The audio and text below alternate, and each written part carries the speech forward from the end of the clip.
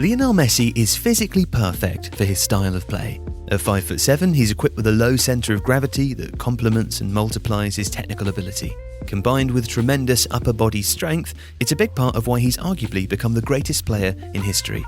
But without early medical intervention, his career might never have happened.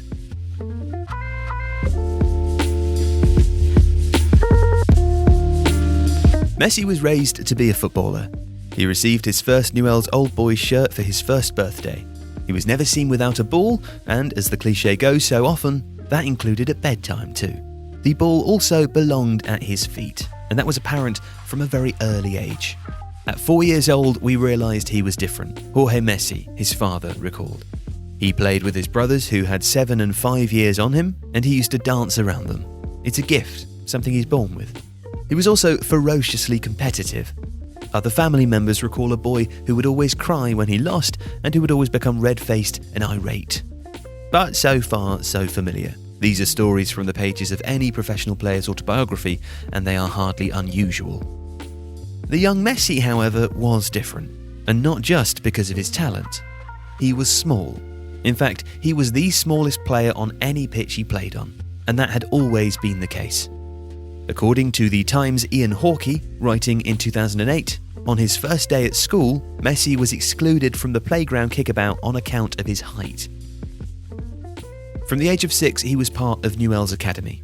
At 11, he would almost join River Plate. One of the club's scouts actually turned up at his sister's christening in an attempt to sign him. But a medical at the Buenos Aires club would cause concern.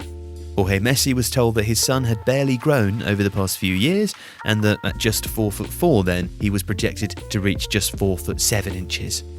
After a battery of tests lasting a year and observing that the boy had barely grown over a period of 24 months, a specialist, a Dr. Diego Schwartzstein, diagnosed a case of growth hormone deficiency. Now, GHD is a rare condition caused by the inadequate secretion of growth hormone from the pituitary gland.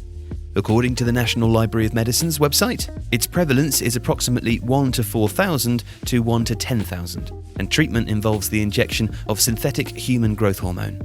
In Guillaume Balaguer's biography of Messi, Dr. Schwartzstein remembered a determined young boy who was unfazed by the diagnoses or the prospect of treatment. A boy who didn't cry and who was just focused on doing what he could to grow. Even so, that treatment required daily injections of HGH in alternate legs, which Messi had to administer himself each night, and which, according to Balaguer's biography, left him with visible puncture marks from the needles. The biggest strain was on the family's finances. At estimate, the hormone replacement therapy cost $900 each month, and while middle class by European standards, that was a heavy expense to bear, particularly with Jorge only earning around $1,600 each month as a factory worker. It helped to create a decisive moment in Messi's career. He'd been a junior at Newell's Old Boys since the age of 6, but according to his father, Jorge, the Argentinian club were only willing to part subsidise the cost of treatments, not pay for them outright. They gave me 300 pesos, $300 at the time, and never any more, Messi Sr. told the German magazine Kicker, before acknowledging that his son would have stayed at his hometown club had they agreed to cover those costs. But it was not Newell's as an institution that let us down, it was the people who were in charge at the time. A 13-year-old Messi would also spend another week at River Plate on trial in the year 2000. He was only here for 3 or 4 days, and he blew us away, Eduardo Ibrahimian told Goal.com. Again though, an agreement couldn't be reached, exactly why has never been determined, and one of football's great what-ifs was created. Now, the actual story thereafter is well known. In September 2000, Messi trained with Barcelona, and in December 2000, one of the most famous anecdotes in footballing history took place. With the Messi family having returned to Argentina, their agent, Josep Maria Minguella, who was once responsible for bringing Diego Maradona to Catalonia, met Charlie Reixach, Barcelona's technical director, at a local tennis club and signed the famous napkin which in effect brought Messi to Camp Nou. Well, in effect perhaps, but it wasn't quite that simple. Upon arriving in Spain, Messi wouldn't be living at La Masia, but instead in a house with his family.